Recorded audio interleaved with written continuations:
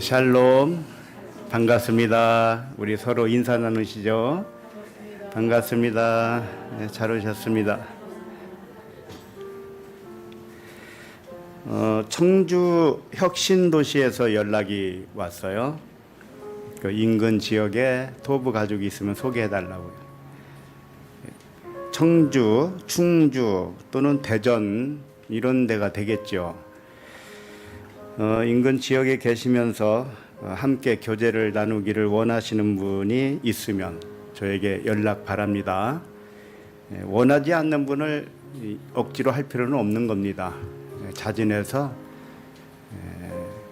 그런 교제를 원하시면 연락 주시기 바랍니다. 기도하겠습니다. 하나님 아버지, 모든 말씀을 통하여서 감추어진 진리의 비밀을 알려주시니 감사합니다. 사람의 생각에 붙잡혀 있던 우리를 자유한 아들의 나라인 사랑의 나라로 옮겨주심을 감사합니다. 우리들을 그리스도의 믿음으로 구원하여 주시되 영과 혼과 몸을 온전한 삼위일체로 보존하여 주심을 감사합니다. 감사드리며 그리스도 이름으로 기도합니다. 아멘.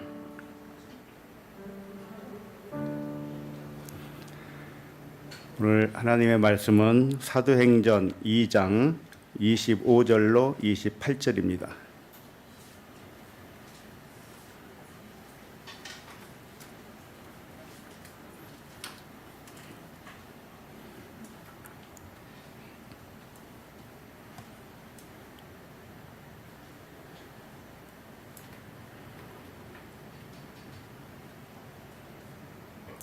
사도행전 2장 25절로 28절 함께 읽겠습니다. 시작.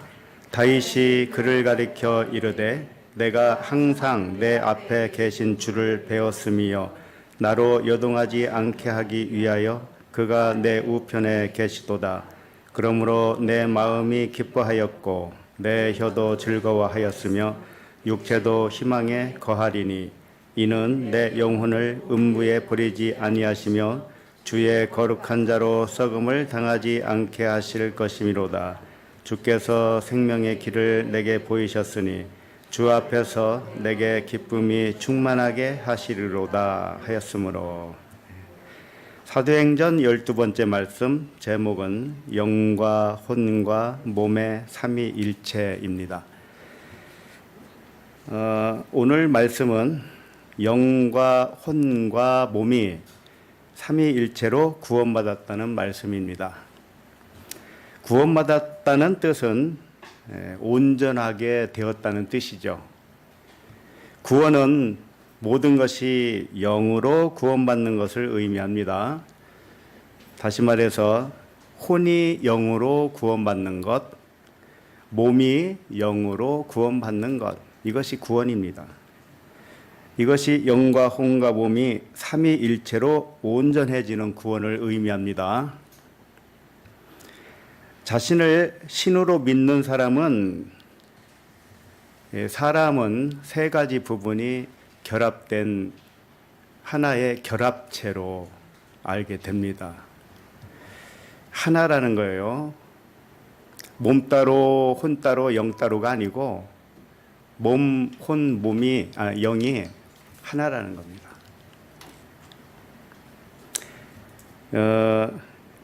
먼저 영을 따로 떼어서 먼저 생각을 해봅니다. 영은 이 사람의 육체로 온 영이죠. 하나님의 영이 육체로 왔습니다. 그러나 그 영은 창세 전부터 하나님의 아들로 존재했던 것입니다. 항상 변함이 없습니다. 영은 하나님의 생명이기 때문에 나이 먹어서 늙거나 쇠하거나 그러지 않습니다. 영은 언제나 똑같습니다. 그러나 육체로 와서 잠시 동안 기억을 잃어버린 것, 그거 한 가지 다른 점이죠. 그래서 하나님이 그대로 놔둘 수는 없으니 이 기억을 되찾아가는 과정을 우리에게 선물로 주는 겁니다. 그것이 이 세상의 삶이죠. 그래서 영은 태고의 상태로 항상 그대로입니다. 그러니 얼마나 안전합니까? 영은 죽지도 않죠. 쇠하지도 않죠. 늙지도 않죠.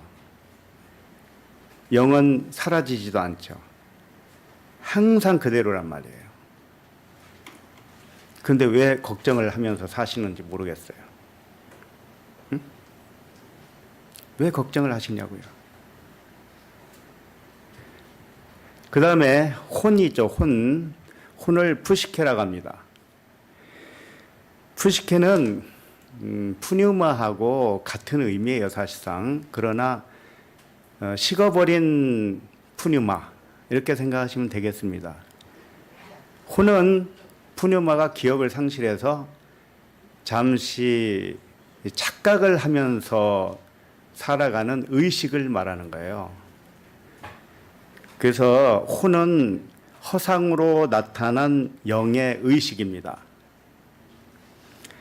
혼은 본래 존재하지 않았던 허상이에요. 다만 영이 잠시 동안 착각을 일으킨 거죠. 그 다음에 몸은 뭡니까? 몸은 우리가 볼 수도 있고 만질 수도 있는 이 물질입니다.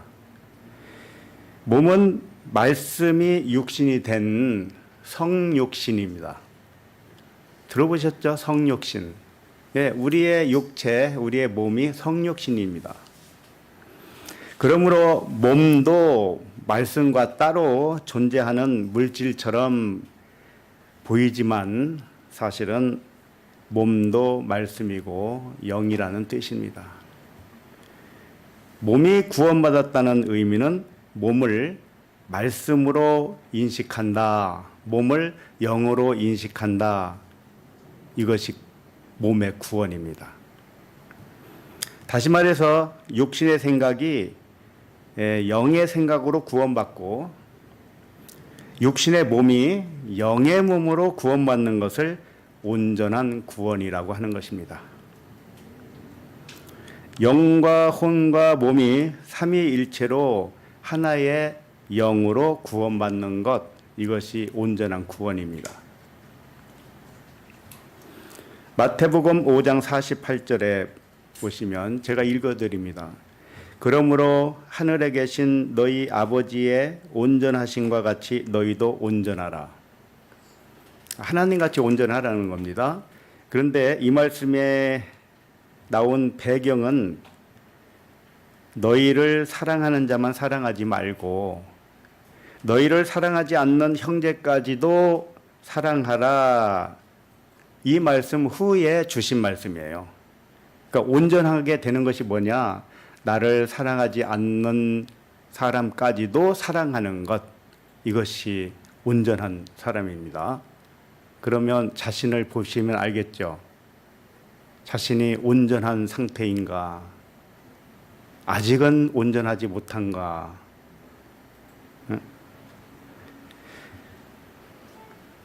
이와 같이 온전한 자는 온전하게 구원받은 자가 틀림이 없지요. 그러면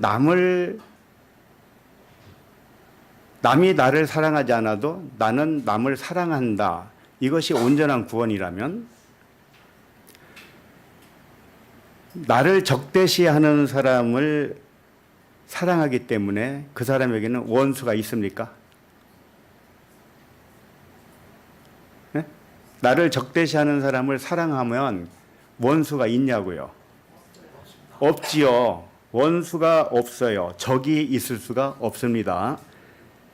자, 그렇다면 적이나 원수가 아무도 없다면 그의 혼이 온전하게 구원받은 것입니다. 왜? 혼은 남을 사랑할 수 없는 마음이거든요. 그러나 남을 사랑할 수 있었다는 것은 혼이 영으로 구원받았다는 뜻입니다. 이렇게 되면 마음의 적이 없어졌죠? 그러면 어떠한 스트레스도 있을 수가 없습니다. 어떠한 염려나 걱정도 있을 수가 없는 것입니다. 왜? 적이 없는데요. 회사 가도 적이요, 집에 가도 적이 있고, 밖에만 나가면 적이 있죠. 근데 그 적이 없어졌다고 생각해 보세요. 그럼 나에게 스트레스를 줄 사람이나 어떤 일이 존재합니까? 존재하지 않죠? 그렇기 때문에 몸도 온전하게 구원받을 수 있다는 겁니다.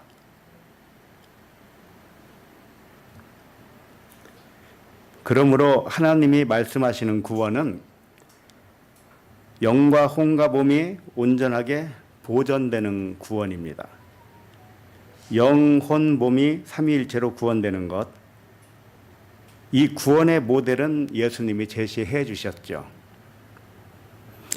예수님의 영적 상태는 온전히 아버지와 하나인 상태였습니다. 맞죠? 예수님의 혼의 상태는 어떻습니까? 그분은 육체를 따라 판단하셨습니까? 혼은 뭐냐? 육체를 따라 판단하는 마음입니다. 자, 그러면 예수님은 육체를 따라 아무도 판단하지 않는다고 했습니다. 그러니까 그분은 혼과 영이 온전히 하나인 상태이죠.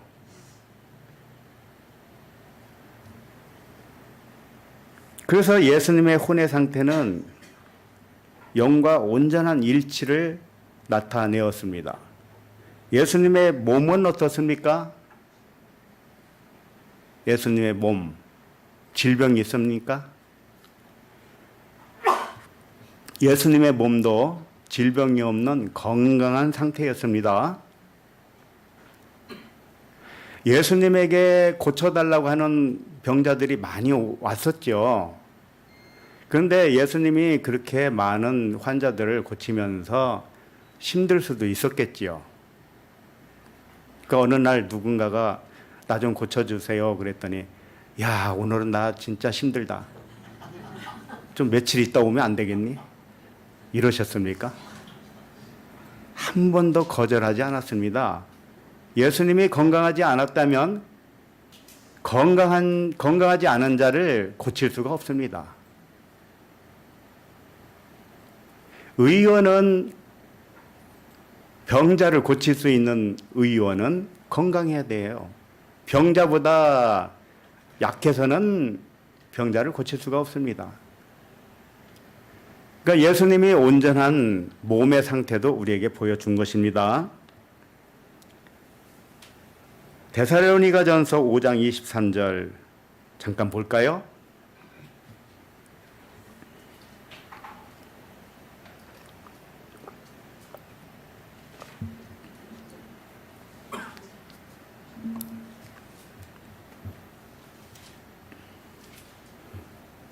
데살로니가전서 5장 23절 시작.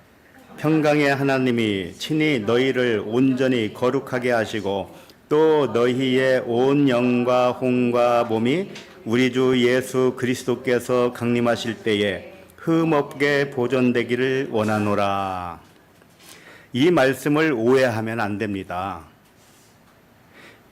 마치 세상이 멸망할 때 예수님이 재림하니까 그때를 대비하라는 말씀처럼 보입니다.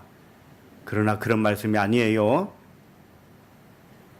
예수 그리스도께서 지상에 재림할 때 공중으로 휴거가 일어날 것이니까 대비해서 영과 혼과 몸을 흠없게 잘 보존하고 있어라.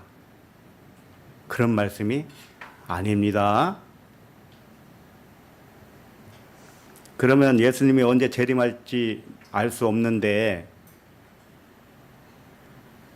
그때까지 보약만 먹을 수도 없고 몸을 보존하려니 각종 보약을 다 먹고 있어야 되잖아요. 근데 아직까지도 재림 안 했어요. 재림 전까지 몸을 보존하지 못한 사람들은 어떻게 된다는 말일까요, 그러면?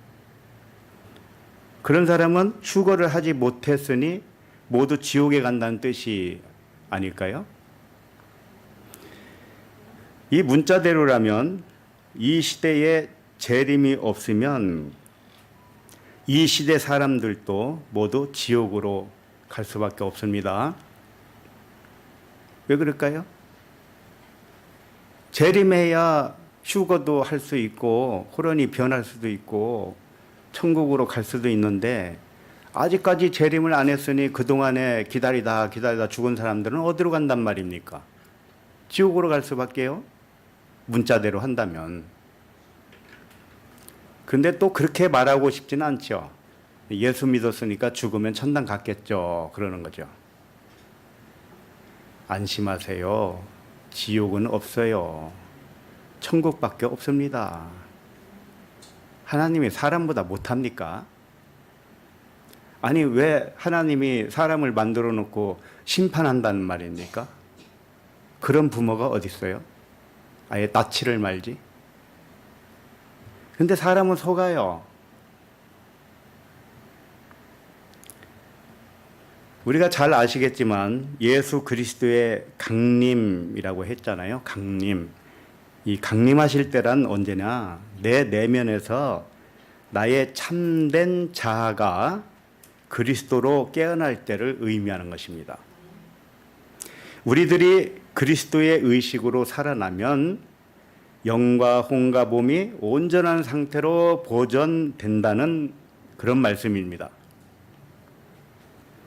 오늘 말씀이 이와 같이 온전한 구원에 이르면 영, 혼, 몸이 삼위일체로 온전하게 보존된다는 말씀입니다. 이 말씀이 믿어지십니까? 믿어지는 순간 모든 병마가 떠나기를 바랍니다. 자, 그러면 25절을 읽겠습니다. 시작. 다윗이 사도행전 2장 25절.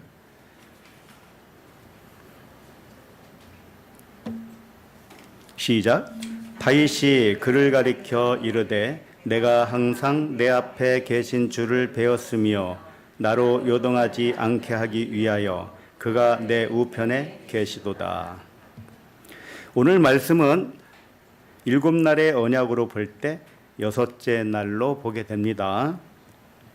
창조 6째 날에 사람을 창조했지요. 그 다음에 사람을 창조하시되 남자와 여자를 창조했다 이렇게 나오죠. 그것은 남자인 여자를 창조했다 이런 뜻입니다. 예수 그리스도와 똑같은 상태, 겉으로는 육이고 안으로는 영인 그런 상태로 사람을 창조했다 이런 뜻입니다. 외형은 사람의 모양이지만 본질은 하나님의 영으로서 아들이라는 뜻입니다. 그래서 오늘 본문에 다윗과 주를 언급합니다. 다윗은 겉으로는 사람이죠. 여자입니다.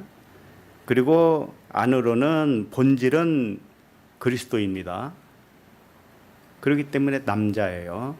그러니까 남자이기도 하고 여자이기도 한 그 다윗을 다윗과 주로 표현하고 있는 겁니다.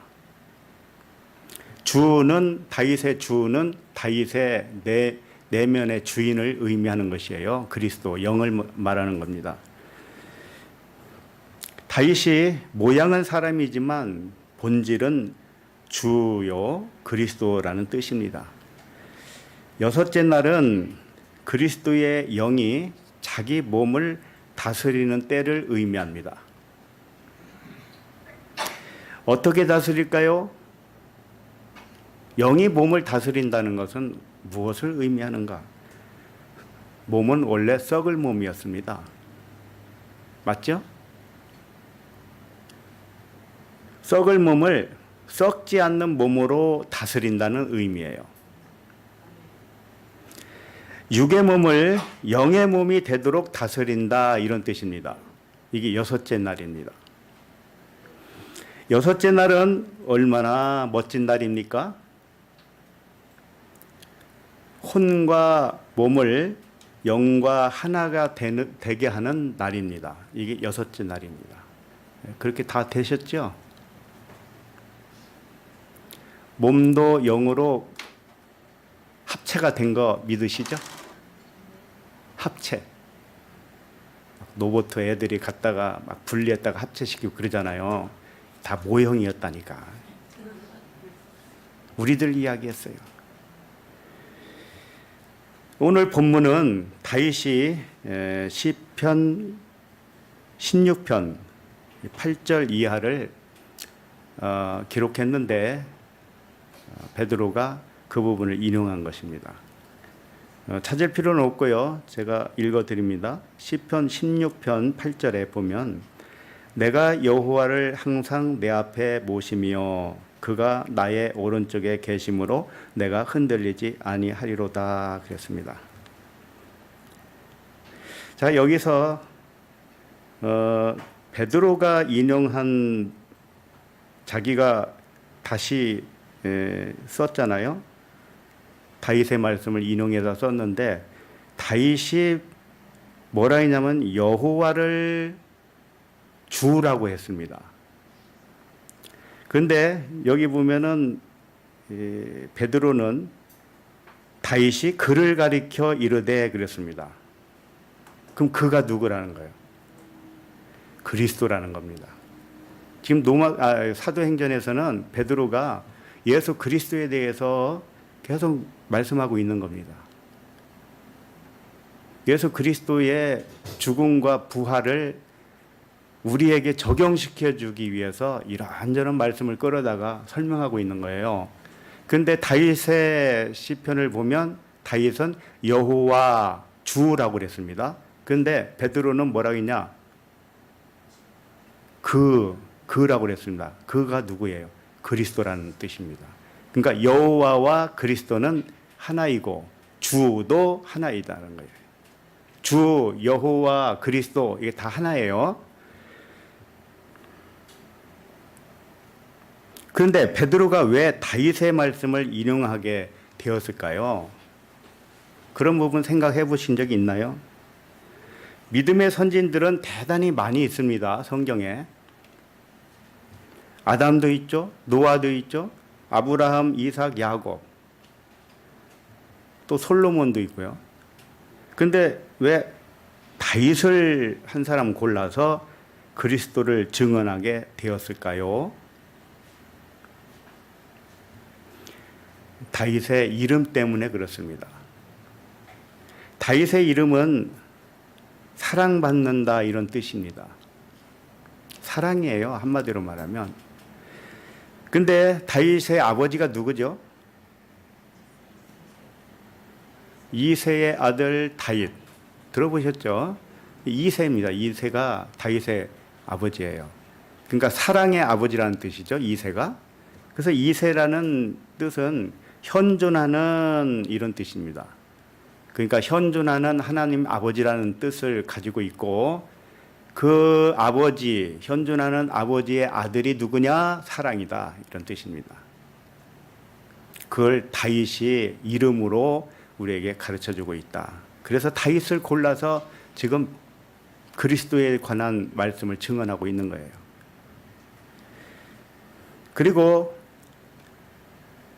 다윗은 사랑받는 그리스도를 의미하는데 다윗을 혈통으로 보면 어떻게 될까요? 다윗을 혈통으로 보면 육체가 됩니다. 그리고 다윗을 영으로 보면 무엇이 되죠? 하나님의 아들 그리스도가 됩니다.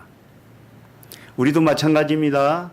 우리가 이렇게 사람의 모습을 가지고 있는 육체로 있죠. 그러니까 이 몸을 육체로 보면, 혈통으로 보면 죄의 육체일 뿐입니다. 이제 오늘 말씀은 육체를 몸으로 표현하고 있어요. 육체는 사르스고요. 몸은 소마라고 합니다. 그런데 육체, 사르스도 나오고 이제 몸도 나올 텐데 육체로 표현할 때는 어떤 의미냐?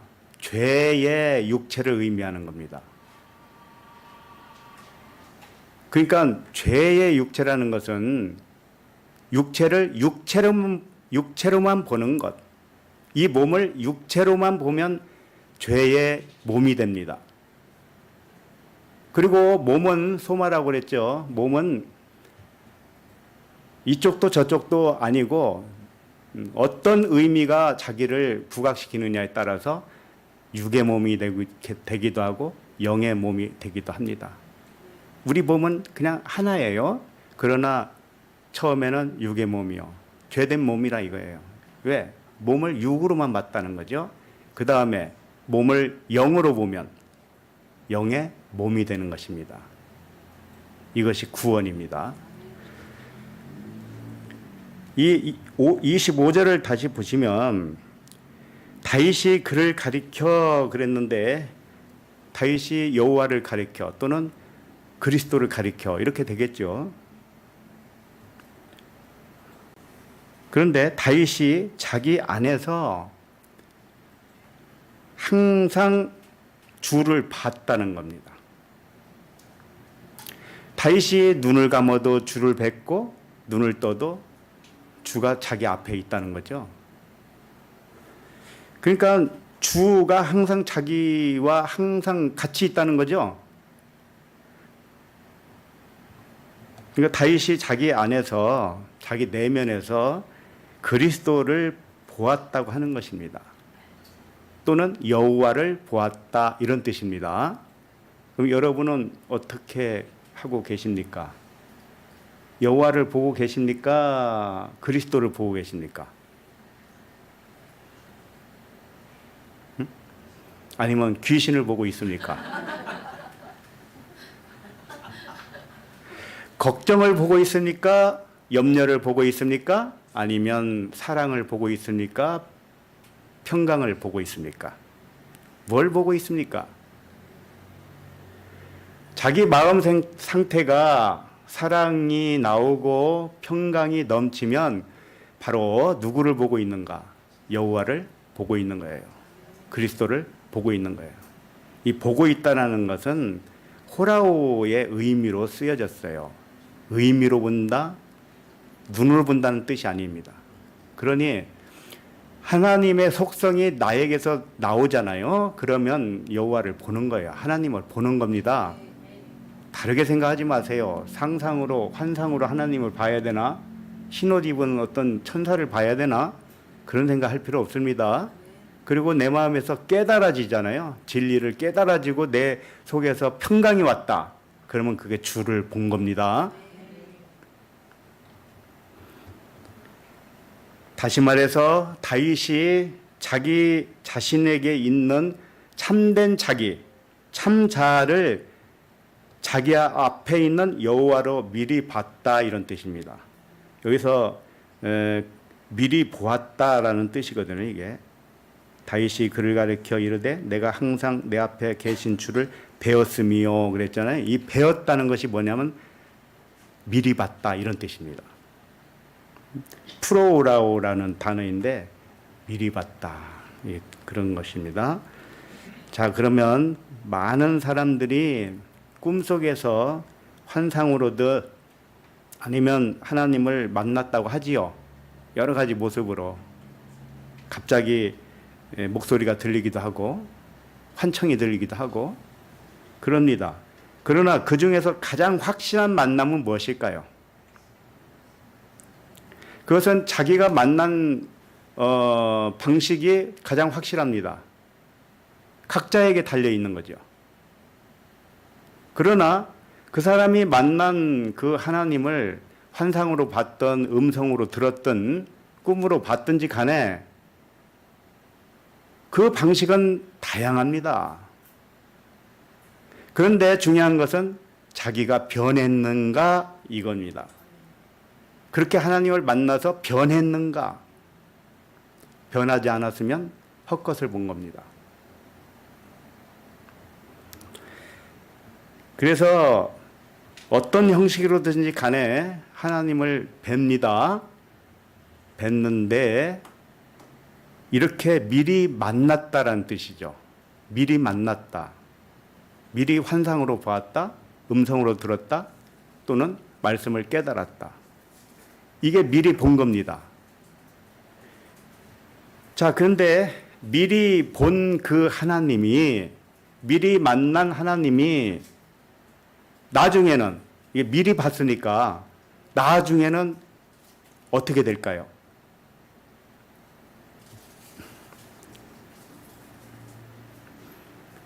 미리 만났다는 것은 항상 나 이외에 옆에 있어야 그분을 만난 거예요. 맞죠? 그런데 그게 미리 본 건데 만난 것인데 그 후에는 어떻게 되겠냐고요. 자기가 만난 그분이 자기 자신이라고 온전하게 됩니다. 내가 환청을 들었던, 내가 환상으로 보았던, 꿈에서 보았던 하나님을 만났다고 확신했던 그 만남이 처음에는 미리 본 겁니다. 그러나 그게 누구예요? 자기 자신이라는 거예요. 자기 자신. 이게 믿어질 때가 언제냐? 7째 날이에요. 오늘은 6째 날이니까 미리 본 얘기만 하는 겁니다. 옆에 있는 주를 봤다. 이것이 6째 날이에요. 그러나 미리 본 그 주가 바로 나였구나. 이렇게 될 때는 7째 날이란 말이에요. 그때는 안식이란 말이죠. 그래서 자기가 미리 만난 그 하나님 여호와가 자기 자신과 하나라는 것을 온전히 믿어질 때, 그때 나로 요동하지 않게 하기 위하여 그가 내 우편에 계시도다 그랬죠. 이것도 아직은 우편에 있으니까 완전히 합의는 아니죠. 그러나 요동하지 않게 하기 위해서 옆에서 만나주시는 분이 있어야 요동하지 않습니다. 내가 예를 들어서 누구와 다툴 뻔 했는데 내면에서 일어난 소리를 들었다. 얘야 그러지 말아라. 그거 환상 아니냐? 이랬다고 합시다. 그건 우편에 계신 분이 나한테 말을 해준 거죠. 그래서 내가 요동하지 않습니다. 다시 싸움에서 나올 수가 있었던 것입니다. 다윗은 지금 그런 경험을 했던 거예요. 수도 없이 경험을 한 겁니다. 그래서 요동하지 않는다는 뜻이죠. 다윗이 요동하지 않고 흔들리지 않게 하기 위하여 그 여호와가, 그 그리스도가 내 우편에 있다. 이렇게 말씀을 했습니다. 자, 그러면 내 우편에 계시다. 그리스도가 내 우편이다. 이게 무슨 뜻일까요?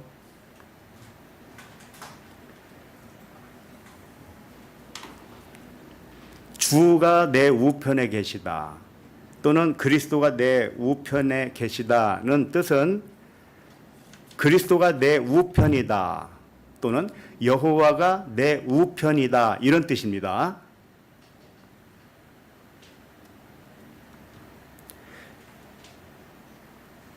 다윗의 우편이 다윗의 참된 자신이라는 뜻이에요.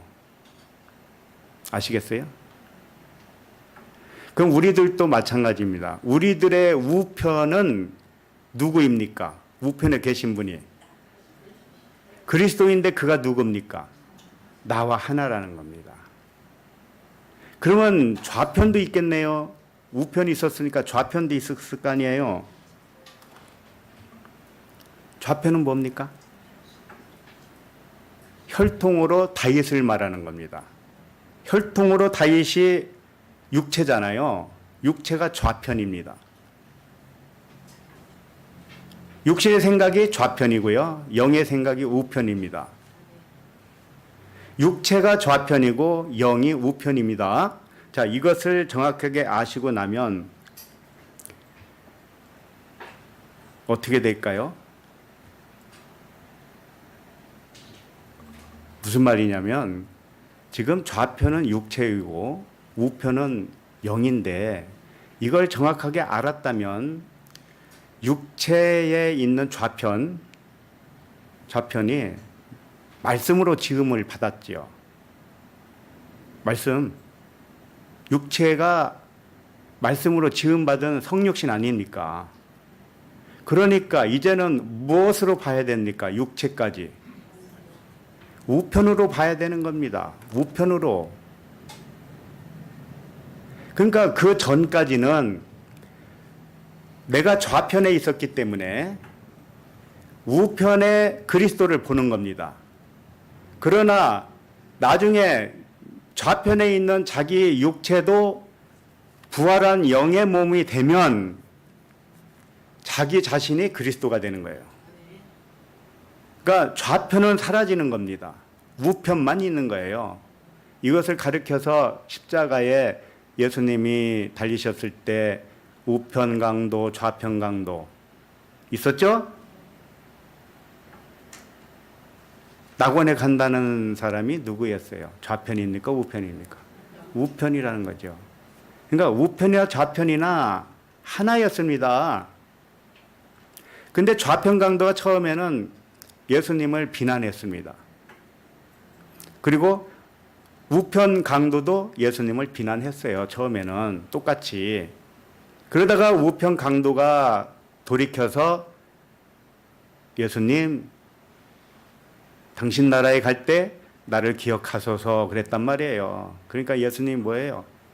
네가 나와 함께 낙원에 있으리라 그랬죠. 우편이나 좌편이나 하나는 사실은 하나입니다. 하나예요. 그러니까 좌편은 없는 것인데 있는 것처럼 생겨난 혼이라는 뜻입니다. 혼의 영역이에요. 욕심의 생각이 혼입니다. 그것은 없는 것인데 상상으로 만들어낸 것입니다. 그러니까 사실은 좌편은 없는 거예요. 모든 곳이 우편밖에 없는 겁니다. 우편이라는 뜻은 오른편이라는 뜻이에요. 왼편, 오른편 이런 뜻도 되지만 옳다라는 거예요. 옳다, 옳은 부분이다 이런 뜻입니다. 좌편은 뭐예요? 그러면 옳지 않은 거죠. 옳지 않은 거예요. 좌편은 없는 겁니다. 그래서 사람은 자기 생각에 사로잡혀 살아요. 없는 것을 만들어내는 이상한 능력이 있습니다요. 얼마나 능력이 많은데요. 그러므로 우리가 왼편에 있는 육체도 오른편의 몸으로 바뀌면 하나님으로서 오른편이기도 하고 좌편이기도 한 겁니다. 하나님은 오른쪽 왼쪽이 없는 거예요. 위도 없고 아래도 없어요.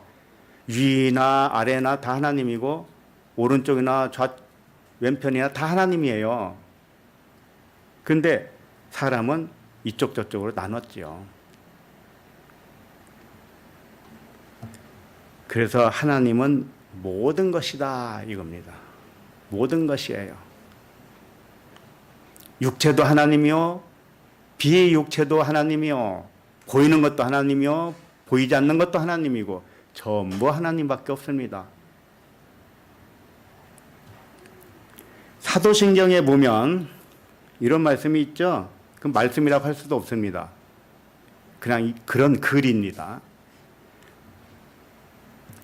하늘에 오르사 전능하신 하나님 우편에 앉아 계시다가 저리로서 산 자와 죽은 자를 심판하러 오시리라.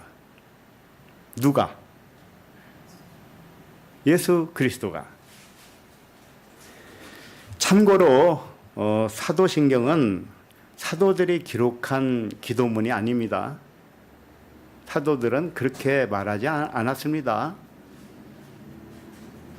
사도들은 절대로 말씀을 문자적으로 이해하지 않습니다. 사도들의 말씀을 오해한 후기 사람들이 말씀을 문자대로 보고 예수님의 재림을 알려줬던 것입니다. 하나님 우편에 앉아 계시다가의 근거가 되는 말씀이 있어요. 그 부분을 좀 찾아봅시다. 마가복음 16장 14절입니다. 마가복음 16장 14절.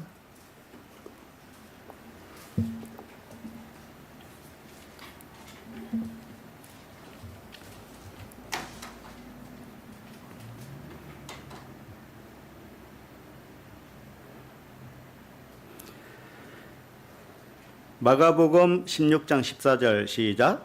그 후에 11 제자가 음식 먹을 때에 예수께서 그들에게 나타나사 그들의 믿음 없는 것과 마음이 완악한 것을 꾸짖으시니 이는 자기가 살아난 것을 본 자들의 말을 믿지 아니함이더라. 자, 이 말씀을 계속 읽어보면 예수님이 하나님 우편에 앉아 계셨다는 말이 나와요. 자, 그런데 그런 말씀이 나온 배경을 먼저 봐야 돼요. 그래야 그 말씀의 뜻을 정확하게 알 수가 있습니다. 그래서 14절부터 보는 것인데요. 제자들이 처음엔 예수님이 살아났다는 그 사실을 들었는데도 불구하고 믿지 못했습니다. 왜 그럴까요? 지금 14절에서 예수님이 그 말씀을 하시죠. 마음이 완악했기 때문에 그렇다. 또 참된 믿음이 없었기 때문에 그랬다. 이렇게 말씀하십니다. 마음이 완악했기 때문에 예수님이 다시 살아났다는 사실을 못 믿었다 이겁니다. 다시 말해서 다시 살아나는 의미를 모르는 것을 마음이 완악한 것이고 믿음이 없는 것이다. 이렇게 말한 것입니다. 다시 말해서 예수님이 죽고 다시 부활했다는 의미를 제자들이 정확하게 몰랐다 이런 뜻입니다. 지금 시대에는 안 그렇습니까? 예수님이 죽으셨다가 다시 살아난 그 의미를 정확하게 알고 있느냐 이겁니다. 기독교인들이 그걸 알고 있느냐 이거예요. 어떻게 알고 있습니까? 무덤에 장사된 지 사흘 만에 다시 살아났다. 그래서 그 부활한 몸은 어떤 몸이라고 생각합니까? 우리 보통 사람과 다른 몸이라고 생각합니다. 안 그랬어요?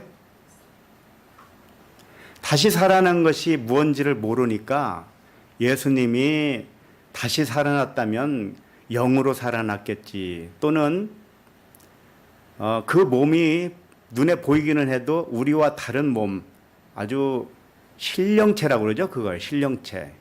시 공간을 초월해서 다닐 수 있는 그런 신령체로만 생각을 합니다. 이것이 이렇게 믿는 것이 뭐냐? 마음이 완악한 겁니다. 믿음이 없는 것입니다. 왜 그런가를 계속 읽어보면 답이 나옵니다. 15절을 봅니다. 시작. 또 이르시되 너희는 온 천하에 다니며 만민에게 복음을 전파라. 믿음 없는 제자들에게 마음이 완악하다고 예수님이 지적을 하면서 복음을 전파하라고 또 하십니다. 마음이 완악하고 믿음이 없는 제자들을 향해서 복음을 전파해라. 왜 이런 말씀을 하셨을까요? 너희들이 복음을 전파하려면 정확한 믿음이 있어야 되고 마음이 완악한 것을 벗어야 복음을 전할 수 있지 않느냐? 지금부터 그것을 가르쳐 줄게. 이런 의도로 지금 말씀하고 있는 겁니다. 너희들이 마음이 완악한데 내가 말하는 것을 잘 들어보면 그 완악한 마음이 벗겨질 거다. 그리고 나서 복음을 전하라. 이런 뜻입니다. 그래서 15절, 16절부터는 복음을 전파하려면 어떤 상태가 되어야 하는가를 알려줍니다. 굉장히 중요하겠죠? 자, 16절 있습니다. 시작. 믿고 세례를 받는 사람은 구원을 얻을 것이요 믿지 않는 사람은 정죄를 받으리라. 이게 무슨 말씀일까요? 예수를 믿고 유아 세례를 받은 자 또는 성인이 되어서도 물 세례를 받고 침례를 받은 자, 이 구원받은 자라는 뜻입니까? 자신을 그리스도로 믿고 육의 몸을 벗는 것, 이것이 뭡니까? 세례요 할례입니다. 육의 몸을 벗는 것이 세례이고 할례라는 거예요. 그래야 구원이라는 것입니다. 그럼 육의 몸을 벗는 게 뭡니까?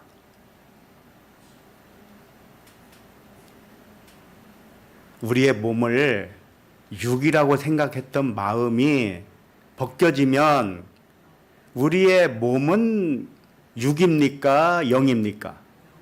영이죠.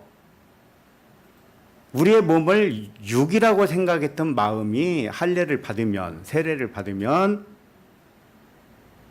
우리의 몸은 영의 몸으로 변합니다.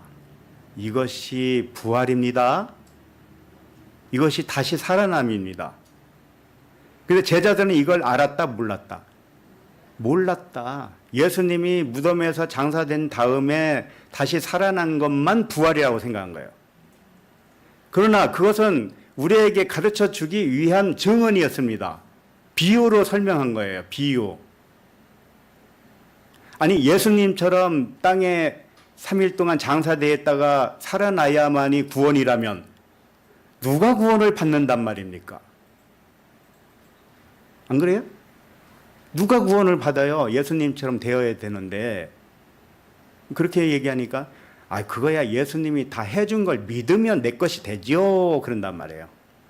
그런데 그 사람의 마음은 하나도 변한 게 없어요. 몸을 육체로 봅니다. 계속. 그러면 그 사람이 구원받은 게 아니에요. 세례, 할례는 뭐냐? 육의 몸을 벗는 것이다. 그러면 영의 몸이 되는 것이다. 이것이 부활이다. 이것이 다시 살아납니다. 이제 믿어지십니까? 이래야 복음을 전파할 수 있다 이겁니다.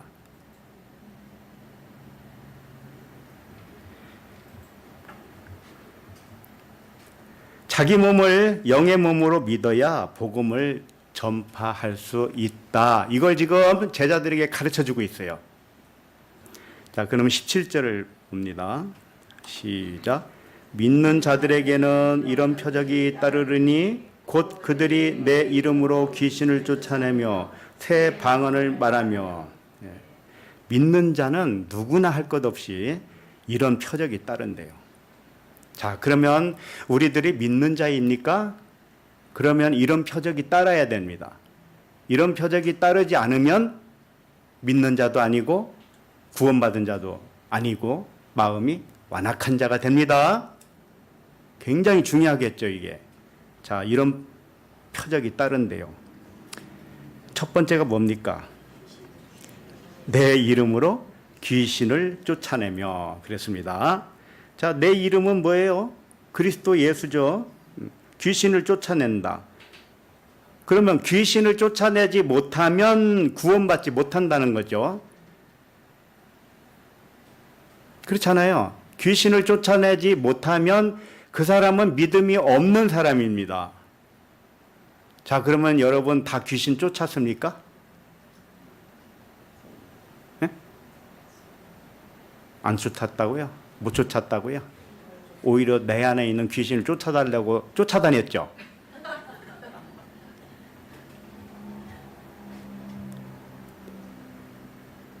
귀신은 뭐냐면 이 몸, 자기 육신의 몸을 그대로 육의 몸으로만 생각하고 있는 그 생각, 육의 생각, 이것이 귀신입니다. 귀신이 따로 있다고 생각하지 마세요. 마귀 사탄도 따로 있는 게 아니고 자기 생각이 마귀 사탄 귀신입니다.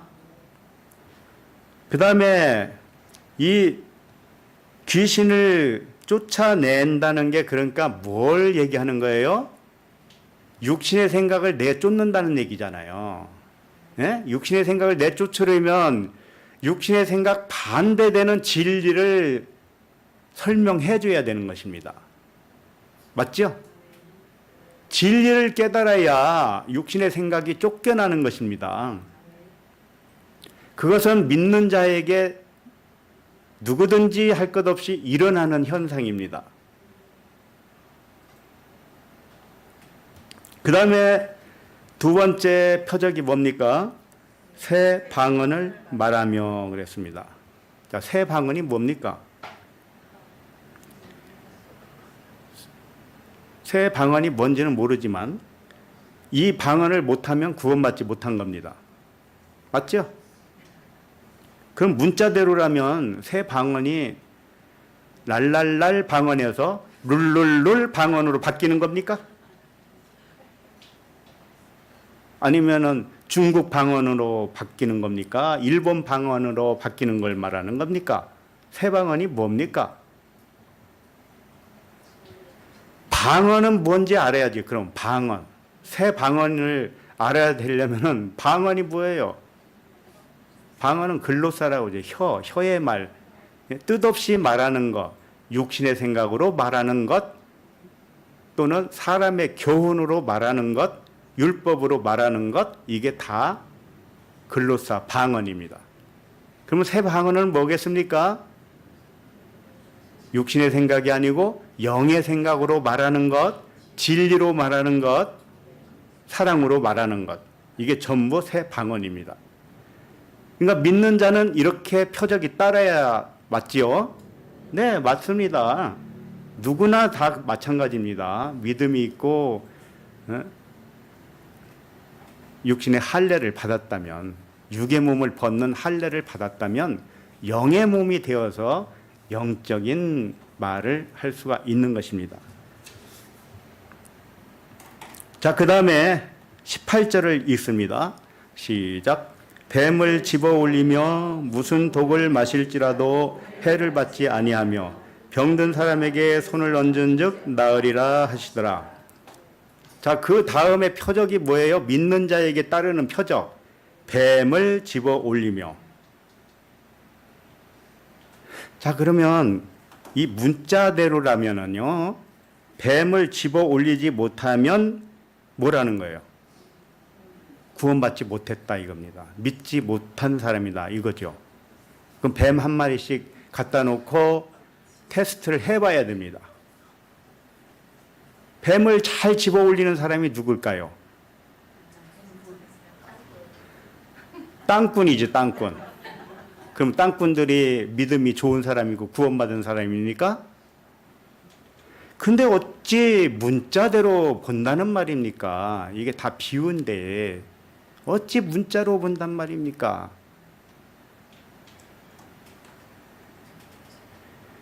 뱀은 율법의 말씀이고요, 육신을 의미하고요, 육체 예수를 의미해요.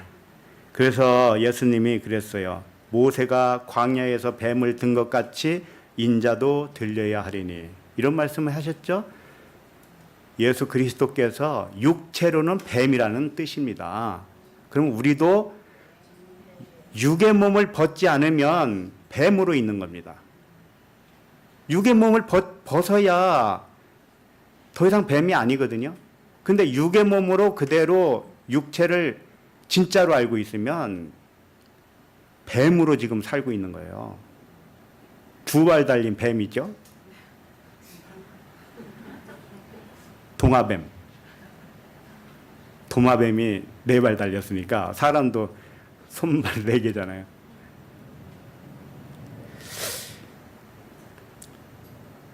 그러니까 모세가 광야에서 뱀을 든 거, 이것이 이스라엘 백성들을 육체를 들은 것과 같아요. 육체를 들어서 하늘의 영체로 새롭게 부활시킨 것, 이것이 뱀을 든 겁니다. 예수님이 십자가에 달려서 죽으신 것이 뭐예요? 뱀으로는 죽고 하늘의 신령한 몸으로 살아난 것, 이것을 우리에게 보여준 거예요. 우리도 너희들도 다 그렇게 돼야 된다 이겁니다. 그러니까 다시 말하면 육신이 영이 된다는 뜻입니다. 육신이 말씀이 된다는 뜻이에요. 이것이 다시 살아남입니다. 근데 제자들은 예수님의 살아났다는 의미를 모르니까 무덤에서 진짜 살아난 것을 소문을 들었는데 믿지 못한 겁니다. 설마 죽은 사람이 살아날 수 있으랴? 그것은 우리들도 믿기 힘든 겁니다. 그러나 예수님이 그렇게 하신 이유는 뭐냐? 진짜 죽고 살아남이 무엇인가를 우리에게 가르쳐 준 것인데 제자들은 그 의미를 몰랐던 거예요. 진짜 의미가 뭡니까? 육의 몸이 죽고 영의 몸으로 다시 살아나는 것, 이것이 부활이라니까요. 그 다음에 무슨 표적이죠? 무슨 독을 마실지라도 해를 받지 아니하며. 자, 이게 문자대로 한다면 독약을 마실지라도 해를 받지 않아야 구원받은 자입니다. 맞죠? 그럼 오늘 실험을 해볼까요? 문자대로 하자며요. 문자대로. 독은 뭘 의미할까요? 율법을 의미하고 사람의 교훈을 의미합니다. 사람의 교훈을 들으면은요, 그 독약을 먹은 거예요. 그러나 육의 몸을 벗은 구원받은 자들은 아무리 그런 율법의 말, 사람의 교훈을 듣는다 할지라도 아무 해가 없습니다. 왜 그럴까요? 마시는 순간순간마다 해독이 되기 때문에 그렇습니다. 아무리 문자로 말씀을 해도 전부 해독을 해요. 암호를 해독하듯이 그렇게 해서 진리로 알아듣습니다. 그렇기 때문에 해가 없는 거죠. 그 다음에 뭡니까? 병든 사람에게 손을 얹은 즉 나으리라 하시더라. 자, 문자대로 한다면 병든 사람을 고치지 못하면 구원받지 못한 사람이죠. 응? 손을 이렇게 얹고 안수기도 한다든가 그랬는데 아무 변화가 없어요. 암 환자에게 손을 얹어놓고 10명이 가서 막 등도 누르고 하면서 기도를 했어요. 통성 기도를 막 했어요. 근데 아무 차도가 없어요. 그러면 그 구원받지 못한 사람들이잖아요. 이 문자대로 한다면. 여기서 말하는 병든 사람이라는 것은 바로 그 제자들을 말하는 거예요. 제자들이 마음이 완악하다고 그랬고 믿음이 없다고 그랬지 않았습니까? 네? 육의 몸을 벗지 못한 상태, 육을 육으로만 보고 있는 상태, 육을 영의 소속으로 보지 못한 상태, 이것이 병든 자입니다. 그 병든 자에게 그리스도의 믿음이 이제 생기게 되면, 그리스도의 말씀을 듣고 믿음이 생기면 영이 깨어나는 겁니다. 그러면은 진리를 몰랐던 사람이 이제 진리를 깨닫게 되면서 실제 육의 질병도 고쳐집니다. 그러니까 우선순위가 뭔지를 아셔야 됩니다. 병을 고치는데 우선순위를 두면 병이 안 낫을 것이요, 영적 질병을 고치는 데에 우선으로 두면 육의 질병도 고쳐집니다. 그런 사례는 얼마든지 찾아볼 수 있습니다. 우리 교인 중에서도 얼마든지 찾아볼 수가 있습니다. 그래서 진리를 모르는 자에게 그리스도의 복음을 전해주면 마음이 고침을 받고 그 후에 몸의 병도 고침을 받습니다.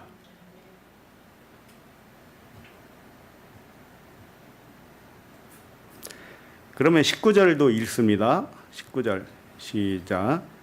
주 예수께서 말씀을 마치신 후에 하늘로 올려지사 하나님 우편에 앉으시니라. 바로 이겁니다. 하나님 우편에 앉았다. 그래서 거기서 덧붙여서 나중에는 이제 심판을 오신다, 뭐 이렇게 한 거죠. 이 말씀을 오해하기가 쉬워요. 예수께서 눈에 보이는 대로 하늘로 올라가서 하나님 우편에 앉으셨다는 그런 뜻이 아닙니다. 하나님에게는 우편, 좌편이 따로 없어요. 이 말씀을 근거로 사도신경이 쓰여졌지만 크게 오해한 것뿐입니다. 모든 것이 하나님뿐인데 하나님에게 우편 좌편이 따로 있겠습니까? 이 말씀의 뜻은 이렇습니다. 예수 그리스도께서 우편 하나님을 증언했다는 뜻입니다. 하나님은 우편밖에 없잖아요. 그러니까 우편 하나님을 그리스도 예수께서 우리에게 증언해 주셨다, 이런 뜻입니다. 하나님의 모든 것은 오른편이고요, 옳은 것입니다. 다 옳습니다, 하나님에게는. 그래서 오른편이라는 거예요. 그래서 우편이라고 하는 단어가 덱시오스예요. 덱시오스는 오른쪽이라고도 하지만 옳은 것이라고도 하는 것입니다. 그리고 실제로 존재하는 것, 이런 뜻입니다. 존재하지 않는 것이 좌편인데, 좌편은 없는 것이 있는 것처럼 그림자로 나타난 것입니다. 그림자는 당연히 실체가 아니죠. 그림자가 있는 거, 그걸 좌편이라고 했던 것이에요. 그래서 우편에 앉아 있다는 뜻은 그림자를 심판한다는 뜻입니다. 앉았다라는 뜻은 심판하는 그리스도를 의미해요. 그러니까 문자주의자들은 그것을 실질적인 이 세상에 나타나서 믿지 않는 자를 심판한다, 이런 뜻으로 알아버린 거예요. 그러나 그것은 오해입니다. 심판한다는 것은, 하나님은 심판하지 않지만 심판은 무슨 의미냐, 깨닫게 해준다는 겁니다. 육신의 생각은 그림자이고 환상인데 진리를 깨달으면 육신의 생각이 잘못됐구나, 오해했구나, 이렇게 알아지는 겁니다. 이것을 심판이라고 한 것입니다. 그러니 그 심판은 좋은 것이죠. 은혜죠. 다시 말해서 육신의 생각은 오해입니다. 근데 오해를 교정해 주는 것, 이것이 심판입니다.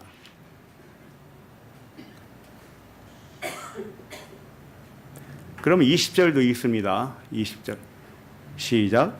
제자들이 나가 두루 전파할새 주께서 함께 역사하사 그 따르는 표적으로 말씀을 확실히 증언하시니라. 이와 같이 영과 혼과 몸이 하나의 영으로 일체가 되었다는 믿음이 있을 때 비로소 복음을 전파한다는 말씀이에요. 그러므로 믿음이 요동하지 않으려면 내면에서 그리스도를 미리 보셔야 합니다. 이때는 자기와 자기 안에 있는 그리스도와 이 두 의식이 있는 것처럼 느껴집니다. 어떤 형태로든지 간에 내 안에서 음성을 들었던, 환상을 보던, 말씀을 깨달았든지 간에 그리스도가 내 안에 있다는 거 아시죠?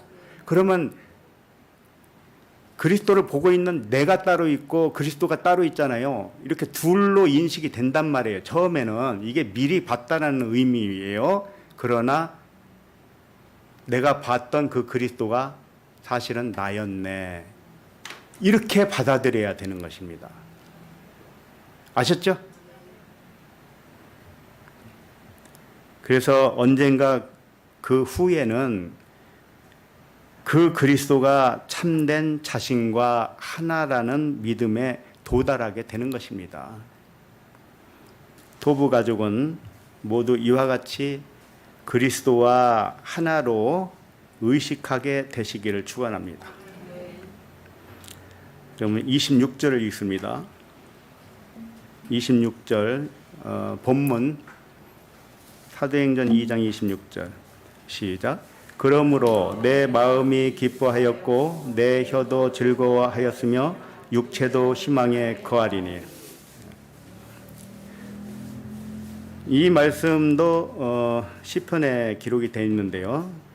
제가 읽어드립니다. 시편 16편 9절인데요. 이러므로 나의 마음이 기쁘고 나의 영도 즐거워하며 내 육체도 안전히 살리니, 이렇게 되어 있어요. 이것을 약간 변형시켜서 더 알아듣기 쉽게 베드로가 설명한 것입니다. 본문 26절만 잘 보세요. 내 마음이 기뻐하였다. 내 혀도 즐거워하였다. 육체도 희망에 거하게 되었다. 이 세 가지죠. 이 말씀이 의미하는 게 뭐냐? 영과 혼과 몸이 삼위일체로 하나 되는 믿음을 가졌다. 이런 말씀이에요. 그렇게 안 보이는 것 같지만, 자, 첫 번째, 그러므로 내 마음이 기뻐하였고, 이렇게 돼 있죠? 이게 영이 깨어나서 기뻐한다는 뜻입니다. 자, 그 다음에 두 번째는 내 혀도 즐거워하였으며죠. 이게 혼을 말하는 겁니다.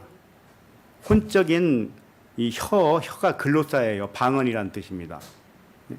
그러니까 육신의 생각, 이 혼적인 언어가 이제 변했다는 겁니다. 무슨 방언을 하게 되었는가? 새 방언을 했다. 그러니까 즐거워할 수가 있는 겁니다. 그러니까 혼이 영으로 하나 된다는 의미를 여기서 알려주고 있고요. 그 다음에 세 번째가 뭡니까? 육체도 희망에 거하리니 이렇게 돼 있죠. 예. 육체, 여기에 사르스예요. 육체. 육체는 죄의 몸을 표현할 때 쓰는 표현 단어입니다. 사르스는 죄의 몸이 희망을 가졌다 이런 뜻이죠. 여기서 희망이라고 했지만 소망입니다. 소망.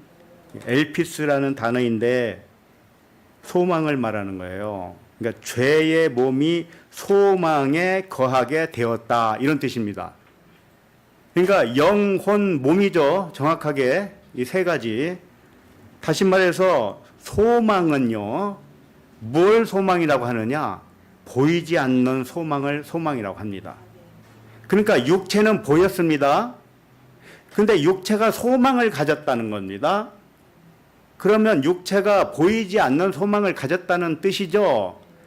그러면 육체가 무엇으로 되기를 원했다는 겁니까? 영이죠. 영. 보이지 않는 영으로 구원받게 되는 것을 소원했다. 이런 뜻입니다. 육체의 몸이 보이지 않는 소망을 가졌다.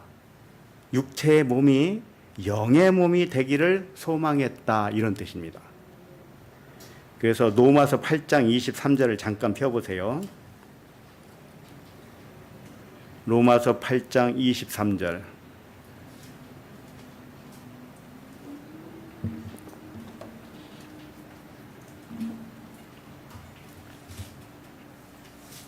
시작.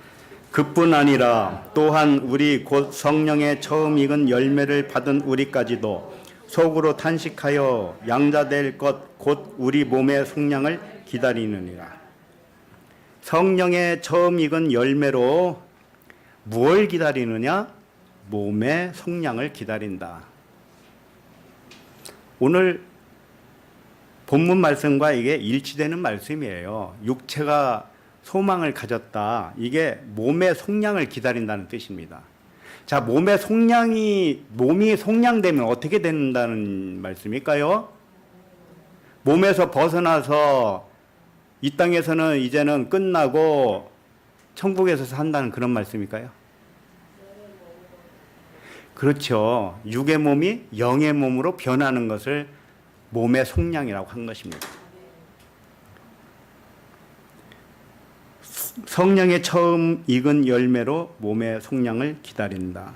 몸이 속량을 받는 것은 육체의 몸이 영의 몸으로 구원받기를 기다린다. 이런 뜻입니다. 자, 24절을 읽습니다. 시작. 우리가 소망으로 구원을 얻었음에 보이는 소망이 소망이 아니니 보는 것을 누가 바라리요. 이 말씀이 문맥상으로 보면 더 정확하지요.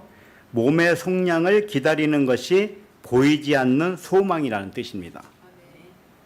다시 말해서 나의 의식만 구원받는 것이 아니고 몸의 속량까지 구원을 받음을 소망한다. 이런 뜻입니다. 우리는 그것까지 소망해야 되는 것입니다. 몸이 영의 몸이 되도록 소망을 가져야 됩니다.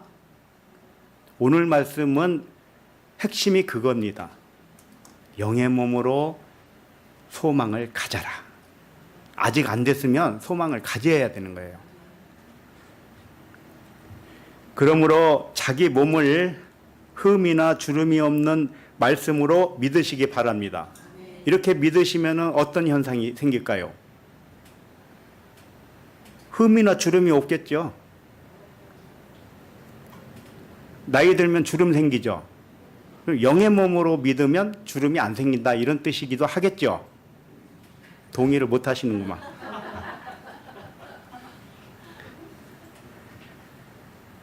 자기 몸을 육의 몸으로 믿지 마시고 영의 몸으로 믿으시기 바랍니다.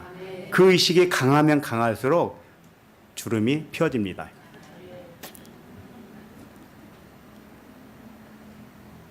이렇게 믿으면은요, 육신의 나이는 숫자에 불과합니다. 나이대로 늙어서 병 들어가는 몸이 아니라 나이가 없는 몸을 기대하시기 바랍니다. 영의 몸은 나이가 없는 몸이에요. 사람의 수명이 얼마나 될까요? 과학자들은 연구를 해서 사람의 연수가 한 150살 정도로 말하더라고요. 최대치로. 근데 어떤 또 과학자들은 DNA를 약간 수정하면 500살까지 산대요. 근데 그게 문제입니까? 영의 몸이 되면은 몇 살까지 살까요? 여기서 이제 돌아가실 분은 한 분도 안 계시고. 무드셀라는 969살이죠. 사실상 1000년이면은 무한대라는 뜻입니다. 원래 하나님이 사람을 설계하기를 무한대로 설계했다는 거 믿으시면 좋겠습니다. 성경은 그런데 연수를 몇으로 주장을 하고 있었습니까? 70이요, 80.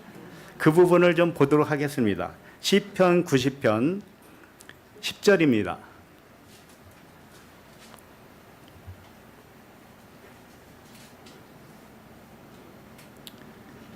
시편 90편 10절이죠. 만약에 하나님이 이 말씀을 통해서 사람의 연수는 70세나 80세로 한정을 짓는 말씀이었다면 80세 이상 사시면 안 됩니다. 위반한 거지요. 또 하나님도 막을 수 없는 무능한 하나님이죠. 그러니까 이 말씀도 오해를 한 것입니다. 자, 10절을 읽습니다. 시작. 우리의 연수가 70이요 강건하면 80이라도 그 연수의 자랑은 수고와 슬픔뿐이요 신속히 가니 우리가 날아가나이다. 이 말씀은 인간의 수명을 규정하는 말씀이 아닙니다. 비유를 들어서 예를 들어 한 말씀이에요. 사람의 연수가 70을 살거나 또는 건강해서 80을 산다고 가정할 때 이런 말씀이에요. 가정했다는 거예요. 가정을 하면 그 연수의 자랑은 수고와 슬픔뿐이다. 이 말씀을 한 겁니다. 그러면 무엇을 알려주려고 하신 말씀일까요? 이 말씀을 꺼낸 의도가 뭘까요? 연수가 70이든 80이든 얼마든지 간에 안식하는 연수가 따로 있다는 것을 가르쳐 주기 위해서예요. 왜? 70이나 80을 살았어도 수고와 고통뿐이면 무슨 소용이 있습니까? 오히려 안 산 것만 못하죠. 그러니까 이 말씀을 꺼낸 이유는 뭐겠습니까? 안식의 삶을 살아라. 육의 몸을 벗고 영의 몸으로 살아라. 이 말씀을 하고 싶은 거예요.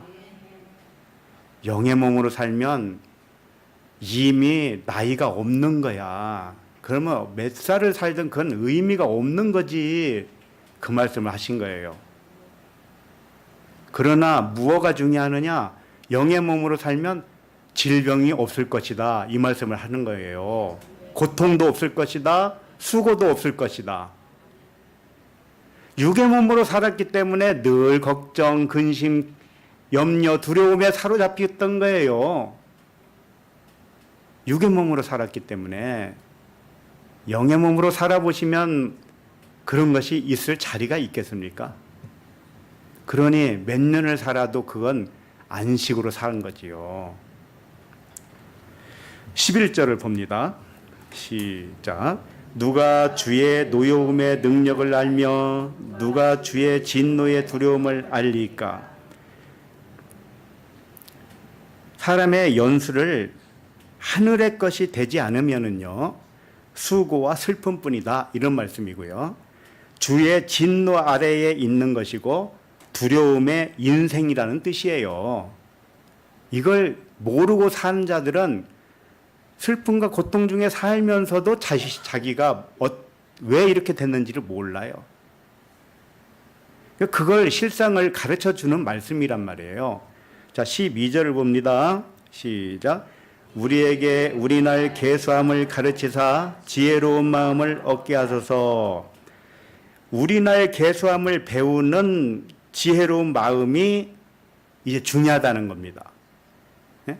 영이 깨어나면 이런 지혜로운 마음이 생기게 되어 있어요. 자, 그 다음에 영과 진리로 계수하면, 이 계수한 날을 지혜로운 마음으로 계수하라는 뜻이잖아요. 그러니까는 육의 몸으로 계수하는 날짜, 나이, 이건 의미가 없고 어떤 의미로 계수하라는 것이냐. 영과 진리로 계수하면 우리의 연수도 영원한 연수가 된다, 이런 뜻입니다. 죽음은 없다는 뜻입니다. 죽음은 없습니다. 염려하지 마십시오. 그건 형태를 바꾼 것뿐입니다. 우리가 흔히 말하는 죽음은 형태를 바꾼 거예요. 전부 말씀으로 돌아간 거예요. 자, 그 다음에 13절 시작. 여호와여 돌아보소서. 언제까지니까 주의 종들을 불쌍히 여기소서. 이 몸이 죽는 몸이 아니라는 믿음은 나 자신이 그리스도인 것을 깨달을 때 오는 겁니다. 자, 그 다음에 14절 시작. 아침에 주의 인자하심이 우리를 만족하게 하사 우리를 일생 동안 즐겁고 기쁘게 하소서. 이 시편이 처음에는 수고하고 슬픔과 고통뿐이라고 했는데 지금은 바뀌었죠. 우리를 일생 동안 즐겁고 기쁘게 하소서, 이렇게 했잖아요. 그러니까 우리의 날수가 영원하다는 믿음을 가지게 되면 일생이 즐겁고 기쁘게 산다, 이런 말씀입니다. 그렇게 사시기를 원하시죠? 네. 15절 시작. 우리를 괴롭게 하신 날수대로와 우리가 화를 당한 연수대로 우리를 기쁘게 하소서. 이 말씀을 이해하시겠어요? 처음에 진리를 모르고 살 때는 괴롭고요, 화를 당하고 그런 연수로 살았던 것입니다. 그러나 이제 육의 몸을 벗고 영의 몸으로 믿음으로 산다면 그 연수대로 우리를 기쁘게 하소서 그랬는데, 그 연수대로 우리를 기쁘게 해달라는 뜻이 뭐냐? 수명을 2배로 늘려달라는 그런 뜻이 아닙니다. 예를 들어서 70년 동안 살았는데 수고와 슬픔뿐이었는데 그러면 그 연수만큼 다시 기쁘게 살게 해주세요 라는 뜻이 아니에요. 그게 아니고 육체의 몸으로 살 때와 반대로 영의 몸으로 기쁘게 해달라는 의미입니다. 지금까지는 진리를 정확하게 모르고 육의 몸에 벗는 것이 뭔지 잘 몰랐다면 질병도 있었을 것이고 고통과 슬픔과 좌절이 있었을 것입니다만, 이제부터는 육의 몸을 벗으시기 바랍니다. 영의 몸으로 사시기 바랍니다. 그러면 질병도 오지 못합니다. 이 믿음이 없기 때문에 몸이 주름이나 흠이 생긴 거예요. 질병에 노출된 겁니다. 하나님은요, 질병을 이길 수 있는 면역력을 충분히 우리 몸에 주었습니다. 그러나 그 면역력을 까먹은 자가 누구예요? 우리 자신들입니다. 육신의 생각입니다. 육신의 생각으로 노하고 걱정하고 화내고 신경질 내고 속상해하고 하니까 전부 면역력이 숨어버린 거예요. 1000년을 살 걸 100년밖에 못 사는 겁니다. 100년이라도 많이 사는 거네. 그러므로 생각을 교정하시기 바랍니다. 자신의 몸은 육체의 몸이 아니라 영의 몸으로 믿으시기 바랍니다. 사람의 수명을 한정을 짓는 거지만 성경에서는 969살까지 알려주고 있어요. 근데 그렇게 한 이유는 원래 몸은 1000년 이상 살 수 있는 것이다 라는 걸 보여주고 그 다음부터는 천천히 수명이 줄어듭니다. 모세에 오면은 120세 되죠. 그걸 뭘 보여주겠습니까? 그만큼 사람의 육신의 생각이 이 세상에 그 연수가 더해지면서 각종 나쁜 환경으로 만들게 된 것입니다.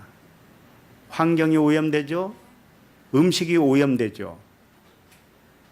일이 바빠지죠. 스트레스는 가중되죠. 그러니 사람이 오래 못 사는 거예요. 그래서 우리의 몸은 1000년 살 수 있는 몸이었다. 본래는 그랬다. 이걸 믿으시고 그렇다고 해서 1000년 살려고 하지 마시고 그 얘기는 뭐냐?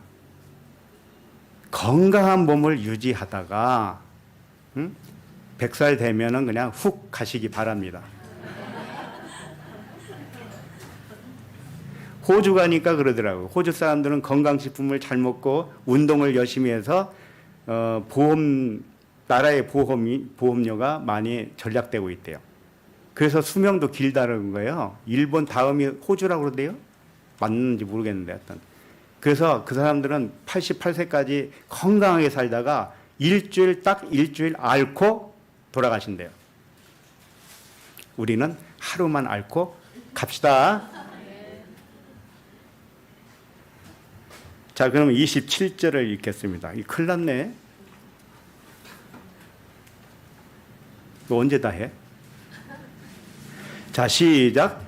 이는 내 영혼을 음부에 버리지 아니하시며 주의 거룩한 자로 썩음을 당하지 않게 하실 것이미로다. 내 입에서도 방금 뭐라고 나왔어요? 큰일 났다고 그랬잖아요. 사람이 이렇게 순간순간 육의 생각이 나와요.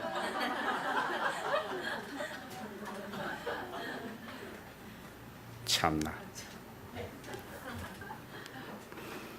못하면 다음에 하면 되지 뭘 걱정이야.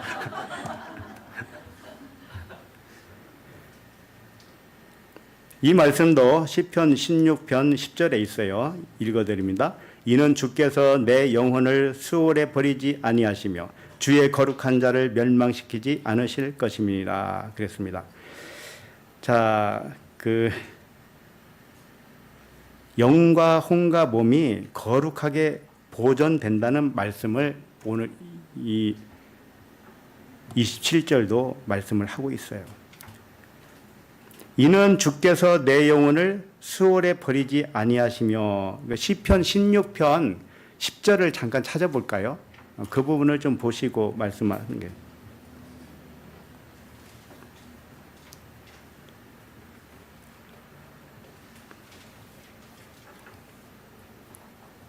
시편 16편 10절.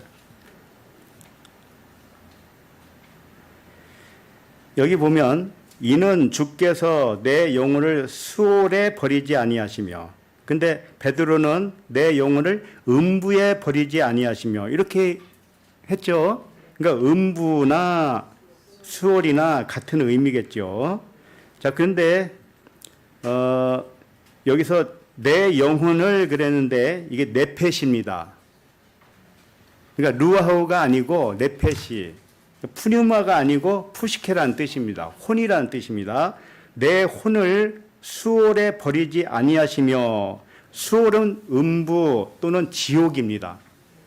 그러니까 지옥, 음부, 수올은 사실상 존재하지 않는 환상의 세계라는 뜻이에요. 그런 음부, 수올, 지옥이 따로 있는 게 아니고 사람이 생각이 만들어낸 환상의 나라라는 뜻입니다. 그러니까 육신의 생각이 수올, 음부, 지옥이에요. 영과 혼과 몸이 육신의 생각에 지배를 받고 있으면 지옥에 있다는 뜻입니다. 그런데 거기서 건져줬다는 말씀을 하고 있는 거잖아요. 주의 거룩한 자를 멸망시키지 않으실 것임이니라. 주의 거룩한 자가 뭐냐면은 다윗 자신을 말하는 겁니다. 그러니까 영의 지배를 받는 다윗의 몸을 말하는 거예요. 말씀을 요약을 하면, 나의 영이 주로 살아나면 육신의 생각이 영의 생각으로 변하고 영의 몸으로 변해서 지옥에서 천국으로 구원받는다, 이런 말씀이 되겠습니다. 자, 중요한 말씀을 봅니다. 고린도전서 15장 42절을 펴보세요. 오늘 좀 늦더라도 다 하고 가는 게 좋겠죠?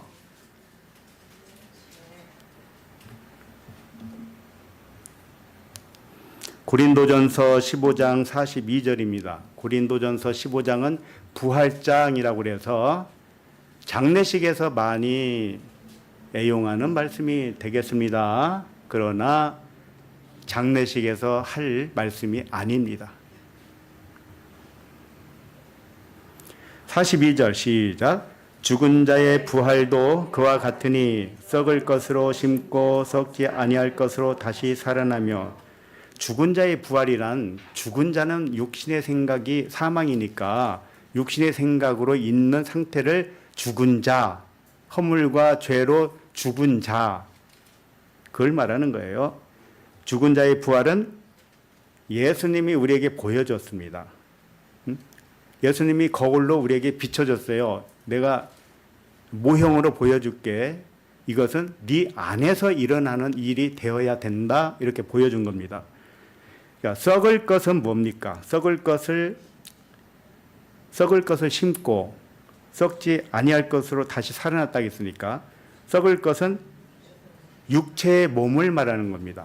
우리 몸을 육체로 봤을 때 이게 썩을 것으로 심은 거예요. 그 다음에 썩지 아니할 것은 뭡니까? 영의 몸입니다. 다시 의미가 바뀐 몸입니다. 그래서 똑같은 몸이지만 영이 다스리는 몸은 영의 몸이라고 하는 겁니다. 세상 일이 아무런 스트레스를 주지 못하는 몸이 되었다, 이런 뜻입니다. 아셨죠? 영원히 살려면 스트레스를 받지 마셔야 됩니다. 스트레스를 받지 않으려면 나를 사랑하지 않는 사람을 사랑해야 됩니다. 그래야 스트레스가 없는 거예요. 용서를 하는 거잖아요. 나를 사랑하지 않는 자를 내가 사랑한다는 것은 용서를 했기 때문에 사랑을 하게 된 거죠. 용서는 무엇인 줄 아십니까? 하늘의 보화가 떨어지게 하는 열쇠입니다. 따라서 해볼까요? 용서는 하늘의 열쇠다. 예, 맞습니다. 그래서 영의 몸으로 전환되면 질병이 없어요. 질병이 지금까지 있었다 할지라도 이제 속히 고쳐지리라 믿습니다. 43절, 44절을 같이 읽습니다. 시작. 욕된 것으로 심고 영광스러운 것으로 다시 살아나며, 약한 것으로 심고 강한 것으로 다시 살아나며, 육의 몸으로 심고 신령한 몸으로 다시 살아나나니 육의 몸이 있은즉 또 영의 몸도 있느니라. 처음엔 육의 몸으로 살다가 그리스도의 믿음으로 구원을 얻으면 신령한 몸이 된다, 이런 뜻이고요. 그러므로 육의 몸이 있은즉 영의 몸도 있다, 이겁니다. 이것은 장차 될 일을 말하는 게 아닙니다. 이 말씀들은 모두 현재 우리들에게 해당되는 말씀이에요. 이 장례식장에서 유족들을 위로하기 위해서 주신 말씀이 절대 아니에요. 장례식장에서도 다른 말씀 할 필요가 없습니다. 어떤 말씀을 해도 전부 죽음에서 살아나는 말씀이기 때문에 따로 억지로 이렇게 껴 맞힐 필요는 없는 거예요. 돌아가신 분이 이제 천국에 가서 다시 부활하면은 영의 몸이 될 것입니다, 이렇게 얘기하면 사기치는 거예요. 아셨죠? 그래서 하나님의 마음은 모든 아들들의 영과 혼과 몸이 삼위일체로 하나가 되어서 강건하게 보존되기를 바라는 것입니다. 네. 자, 마지막 28절, 본문 28절 봅니다. 사도행전 2장 28절 시작. 주께서 생명의 길을 내게 보이셨으니 주 앞에서 내게 기쁨이 충만하게 하시리로다 하였으므로, 이 말씀도 역시 삼일길로 설명한 말씀이에요. 주님이 이런 말씀하셨죠. 나는 길이요 진리요 생명이다. 그 말씀을 하신 거예요. 순서는 달라도 상관없어요. 순서는 좀 다르게 되어 있지만 28절을 다시 보시면 주께서 생명의 길을 내게 보이셨으니 그랬죠. 여기서 생명의 길이 뭐냐? 생명과 길이다, 이런 뜻입니다. 나는 길이요 진리요 생명이라고 그랬잖아요. 그러니까 길과 생명을 말한 것이고, 그 다음에 주 앞에서 내게 기쁨이 충만하게 하시리로다 했는데, 이 기쁨이 뭡니까? 진리입니다. 진리와 함께 기뻐하고, 이런 말씀이 생각나시죠? 진리를 모르면 기쁨이 없는 것입니다. 참된 기쁨이 아닙니다. 그래서 시편 기자가 주 앞에서 내게 기쁨이 충만하게 됐다, 이런 말씀은 자기가 진리를 깨달았다, 이런 겁니다. 그러니까 길이요 진리요 생명이 되었다, 이런 뜻입니다.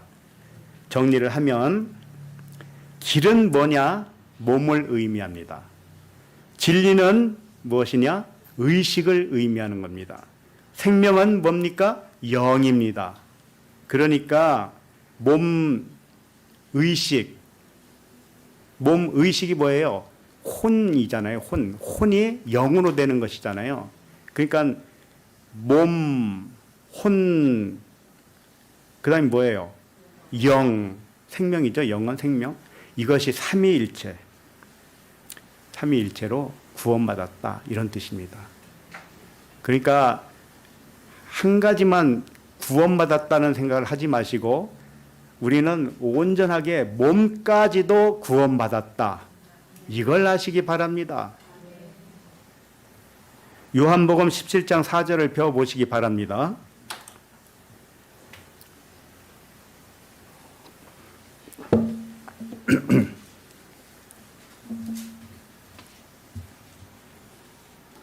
오늘 이상하네. 그러니까 오래 서 있었는데 다리도 하나도 안 아파요. 영의 몸으로 됐나 봐.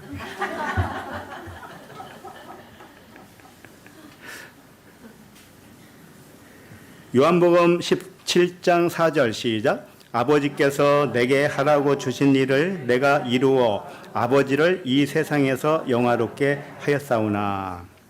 예수님에게 아버지가 하라고 주신 일은 진리를 증언하는 일입니다. 이 일을 하시는 것이 아버지를 영화롭게 한 것입니다. 우리들이 아버지를 영화롭게 하는 일이 뭡니까? 예수님의 증언을 나에 관한 증언으로 받아들이고, 그리고 이 복음을 전하는 것입니다. 예수님처럼 영과 혼과 몸이 거룩하게 보존되는 것, 이것이 하나님을 영화롭게 한 것입니다. 하나님을 슬프게 하지 마십시오. 자, 5절을 읽습니다. 5절 시작. 아버지여, 창세전에 내가 아버지와 함께 가졌던 영화로서 지금도 아버지와 함께 나를 영화롭게 하옵소서. 예수 그리스도는 창세 전부터 아버지와 함께 영화를 누렸습니다. 우리들은요? 우리들도 마찬가지입니다. 그뿐 아니라 말씀이 육신이 되어서 사람의 모양을 가지고 있는 그때에도 창세전의 영화를 똑같이 누리고 있다는 그런 말씀이에요. 그럼 우리들은요? 우리들 창세전에 누렸던 영화를 그대로 누려야 되는 것입니다.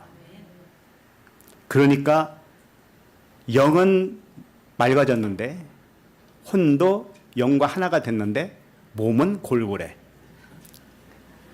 그러면 하나님께 영화롭게 하지 못한 것입니다.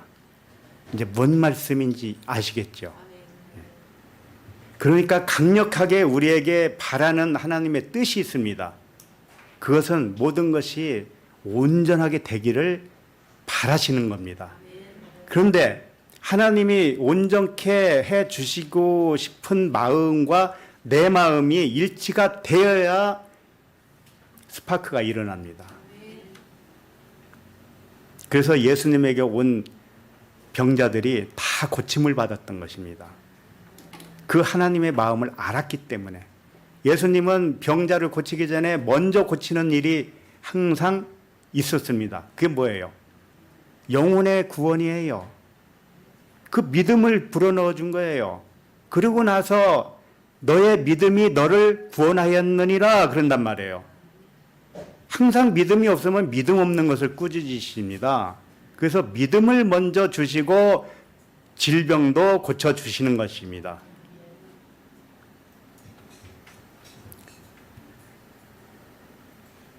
자, 15절을 읽습니다.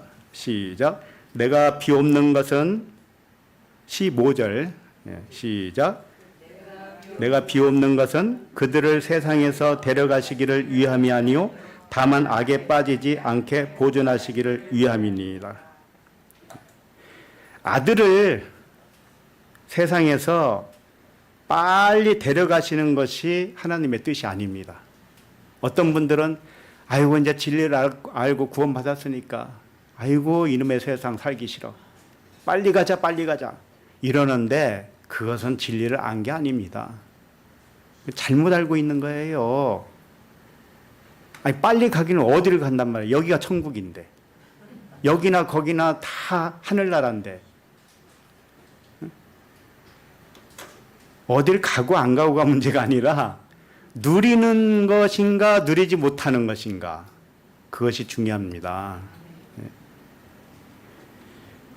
영과 혼과 몸이 악에 빠지지 않게 보존되기를 원하신다 이런 말씀입니다. 몸을 육신의 몸으로 생각하지 말고 몸을 영의 몸으로 생각하라. 그래야 보존되는 거야. 이 말씀을 하신 거예요. 16절 봅니다. 시작. 내가 세상에 속하지 아니함 같이 그들도 세상에 속하지 아니하였삼나이다. 왜 영의 몸으로 생각해야 하는가? 다시 살아난 아들은 세상에 속하지 아니하고 하늘에 속하였기 때문에 그렇습니다. 우리는 이미 하늘에 있는 거지 하늘에 있는데 어디를 또 데려가겠어요, 하나님이. 그러니까 신령한 몸으로 살면 되는 것입니다. 아무런 스트레스 받지 마시기 바랍니다. 17절 읽습니다. 시작. 그들을 진리로 거룩하게 하옵소서. 아버지의 말씀은 진리니이다. 영과 혼과 몸을 진리로 거룩하게 하라는 뜻은 하나 되게 하라는 뜻입니다. 거룩은 하나입니다.